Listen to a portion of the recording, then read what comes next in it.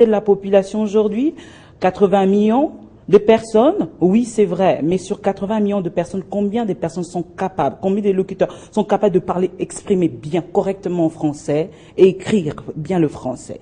C'est ça la question. Et aujourd'hui, sur le plan économique, est-ce que nous avons un lien, c'est-à-dire entre les pays francophones? C'est la question aujourd'hui. Oui, je pense qu'on devra plutôt être fier aujourd'hui si on apprend que finalement aujourd'hui la République démocratique du Congo gagne un siège permanent au sein du Conseil de sécurité des Nations Unies. Absolument. Parce qu'aujourd'hui, vous avez parlé de Madame Francine Muyumba, etc. Oui. Bien sûr, mais moi je pense que jusque-là on est encore dans des coquilles vides. La nécessité, la racine du problème, l'intérêt de la République démocratique du Congo, le petit peuple, aujourd'hui, lorsqu'on parle de la francophonie à la population congolaise, est-ce que cette francophonie a été intériorisée? Est-ce que les Congolais comprennent c'est quoi? Quelles sont les organisations, les ateliers, etc., justement, pour essayer, justement, de soulever des problèmes, des vrais problèmes de la francophonie? La dernière fois que j'ai suivi Madame Michael Jean sur TV5, etc. Elle était en train de rappeler aux pays africains la nécessité de pouvoir respecter la Constitution, et elle a bien précisé la République démocratique du Congo et le Congo-Brazzaville. C'était bien cela. Est-ce que ces problèmes ont été débattus? Mais moi, je pense qu'on doit plutôt rester là au lieu d'essayer de survoler, etc. Je vais ouvrir une petite parenthèse par rapport à ce que Jérôme sait quand même. Oui, on a bien organisé la francophonie. Ça a été une réussite. Bon, il vient nous apprendre que le chef de l'État a offert des véhicules, etc. Mais des luxes.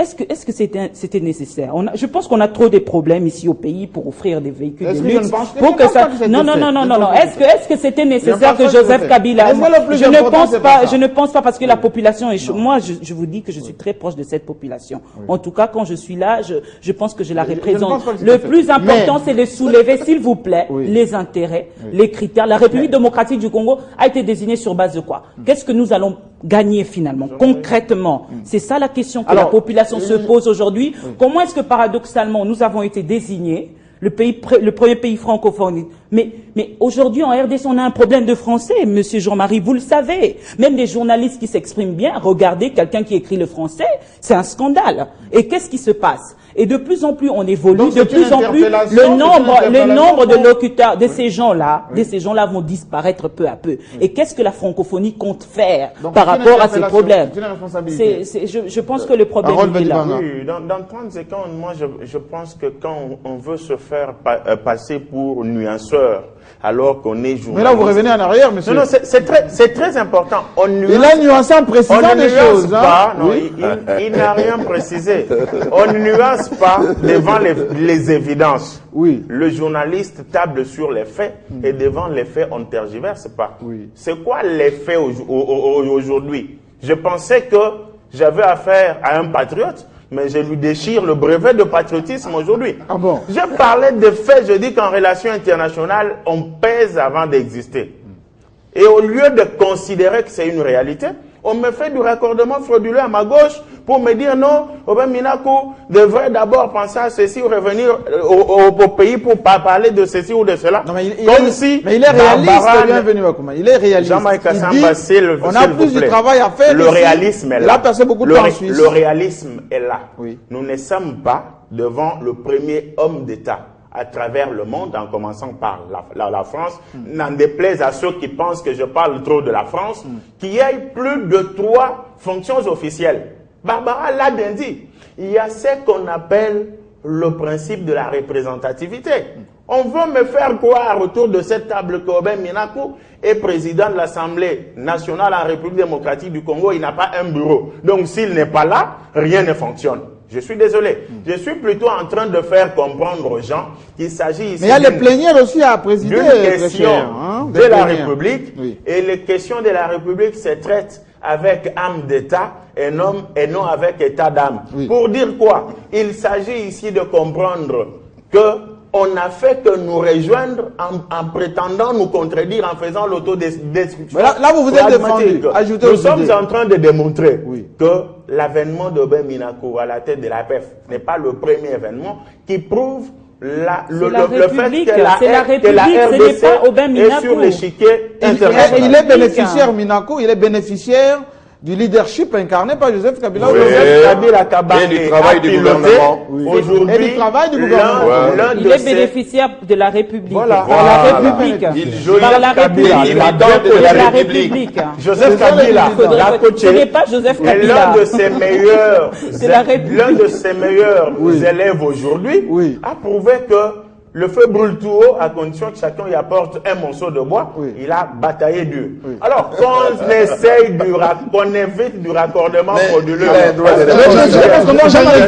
je ne vais pas réagir du tout. Mais Harold me pousse à dire ce que je voulais pas dire. C'est tout ce que je veux. Non, ce que je voulais pas dire, parce que ça n'entre pas dans mes habitudes. En réalité, pour dire la vérité, et à notre compatriote Obem Minakou, et à tous nos compatriotes congolais, c'était non-événement.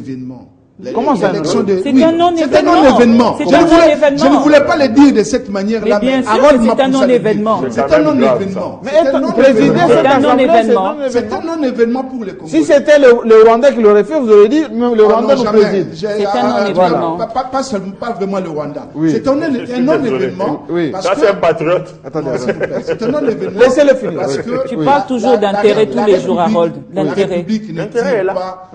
Il n'y a pas de dividende. Il n'y a pas de dividende à tirer.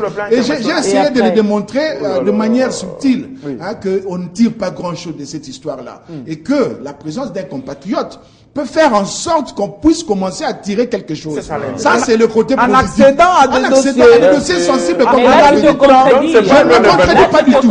Je ne me contredis.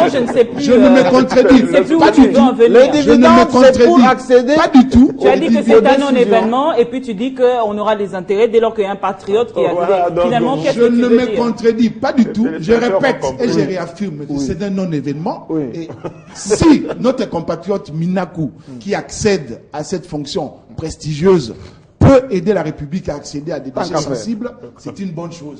Mais pour le moment, c'est un non-événement. Alors, merci. Bon, ceux qui nous suivent apprécieront. Changeons de sujet, parlons de la géostratégie maintenant, avec cette Afrique que nous aimons tant, parce que, pas plus qu'aujourd'hui, en N'Djamena, encore un attentat kamikaze, en Égypte également. Des morts, ça s'aligne d'ailleurs avec toujours du terrorisme qui s'installe maintenant sur le continent africain, alors que depuis une dizaine d'années, à part la Somalie, peut-être l'Algérie dans les années 90, le continent africain était épargné et on était dans la croissance, dans la production, quand même avec nos Chinois qui amenaient quand même de l'argent, alors que le Fonds monétaire, la Banque mondiale avait quasiment déserté le continent. Jérôme Sekana, est-ce que si on est un peu machiavélique, on va dire, très direct, est-ce que ce n'est pas du terrorisme fabriqué pour d'abord faire peur aux Chinois, pour qu'ils partent, ensuite empêcher aux Africains qui avaient déjà commencé un élan de reconstruction de leur continent, une certaine productivité, la croissance qu'on a commencé à dire presque à des chiffres, tout ceci risque de connaître, comme disait Assange, des lendemains qui ne chantent plus. Les Africains vont désespérer de leur continent parce que les bombes pètent de part et d'autre et que on a écouté les Italiens, les Anglais qui ont demandé à les ressortissants de ne pas venir en Tunisie parce qu'il y a des risques de bombes, etc. Qui a intérêt? À qui profite le terrorisme, justement? Vous savez, Mao Tse-tung était un grand leader. En Chine, hein? Il avait dit des choses, mais je voudrais prendre plutôt la citation de Napoléon Bonaparte. Oui, l'empereur. Napoléon Bonaparte avait dit « Lorsque la Chine s'éveillera, le monde tremblera ». La Chine s'est déjà réveillée et le monde commence à trembler. La Chine a 3 atouts majeurs. Le premier atout, la Chine a l'argent. Du cash. Du cash que nos amis de l'Europe n'ont pas. 4 000 milliards. Ça, ce sont les fonds souverains. Donc, au jour d'aujourd'hui, ils soutiennent même les trésors américains et tout ça. Deuxième atout, une capacité d'intégration extraordinaire. Dans n'importe quel environnement. Je crois vous avoir dit autour de cette table qu'au Cameroun, un Chinois avait gagné les concours de la musique et des danses traditionnelles. Makossa, oui, absolument. Et il en était mort par la suite. Ça, ce n'est qu'un exemple. Si. Troisième capacité, troisième atout, c'est il n'y a pas trop de conditionnalité. Alors, avec ça, ceux qui ont été habitués à piller le continent africain, je ne dis pas que tous, il y a aussi des amis qui viennent, mais il faut une grande partie, c'est pour vraiment que nous puissions prendre, aller transformer, donner de la valeur ajoutée ailleurs. Vous n'avez qu'à voir les événements de janvier ici. On sait qui a donné l'argent au Bado pour aller incendier les magasins chinois. C'est pour permettre au peuple congolais de comprendre que non, cela ne doit pas être ici, alors que le problème est ailleurs. L'Afrique a toutes les chances. Il y a une dizaine d'années, les taux de croissance moyens, taux de croissance économique moyen, aussi autour des 5%, 5% et demi, ce qui est une bonne chose. Ça, c'est quelque chose de positif. Il y a 1 milliard d'âmes aujourd'hui en Afrique. C'est un marché très important. L'Afrique a maintenant l'agenda 2063. Il faudra qu'on organise toute une émission. Et on a suivi, d'ailleurs, vous allez continuer, en Afrique du Sud, ce qu'on appelle le BRICS. Oui, avec déjà, c'est à Shanghai. Hein, oui, absolument. On va ouvrir ils viennent de lancer l'équivalent de leur Fonds monétaire international. Bien sûr, capital de 50 milliards. Oui. 50 000 milliards qui vont commencer, et puis 250 autres. Donc, tout ça. BRICS, c'est la Russie, le Brésil, la Chine, l'Afrique du Sud. L'Afrique du Sud est venue et l'Inde est venue en appendice un peu. Oui. Mais c'est la Chine qui est en train de traîner les choses pour essayer de faire le contrepoids. Pourquoi on arrive à ça? Je peux quand même placer un mot. Parce que vous regardez le Fonds monétaire international, il y a des accords non écrits, mais que nous observons, qui veulent que celui qui doit diriger le Fonds monétaire international doit être un Européen. Oui, toujours. Et celui qui doit diriger la Banque mondiale doit être toujours un Américain. Oui. Et là-dedans, il n'y a pas tellement de démocratie.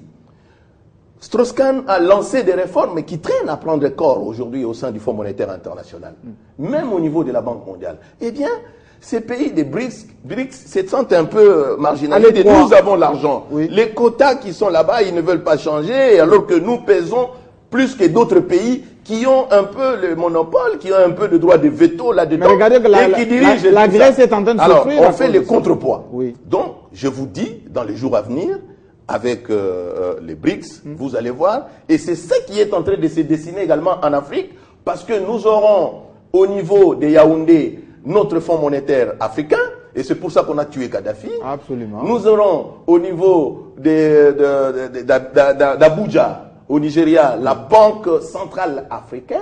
Nous aurons notre monnaie. Donc, je voudrais un jour que vous puissiez nous inviter avec mon ami et qu'on explique à nos compatriotes l'agenda 2063 de l'Union européenne et de l'Union africaine pour que les gens comprennent. Donc, au regard de tout ça, au jour d'aujourd'hui, nos amis sont en difficulté en Europe. Mais est-ce que c'est parce que la parole va tourner, mais j'aimerais quand même reposer cette question et on ne peut plus directement.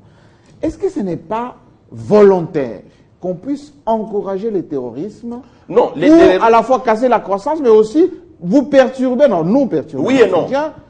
Pour qu'on ne puisse pas s'engager dans la construction. Oui et non. Alors, oui, parce qu'on sait qui a bombardé en Libye, les armes sont venues d'où? Qui a tué Kadhafi? L'OTAN. Et on sait, on sait, les armes qu'on trouve chez Boko Haram ou à gauche à droite proviennent d'où? Tout ça. Moi j'ai vu une dépêche, on dit non, ce sont les djihadistes, enfin les terroristes qui ont ramassé dans les dépôts de Kadhafi abandonnés. Jean-Marie Kassamba, vous m'avez dit ici qu'on tempère. Moi je peux vous parler des prisonniers, je peux vous parler des conteneurs d'armes qui ont disparu ici et là. Donc ça ne sert à rien qu'on entre dans toutes ces choses. On ne tempère que sur ce qui est vrai. Ici, le problème, c'est que le terrorisme, c'est le résultat de frustration. Vous savez, j'étais au niveau d'Abidjan.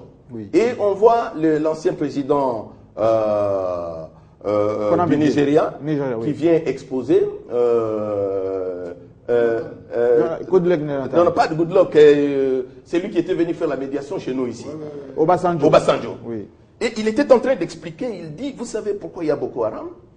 Eh bien, parce que c'est la pauvreté. Ces gens-là, ils sont arrivés à prendre les armes parce qu'ils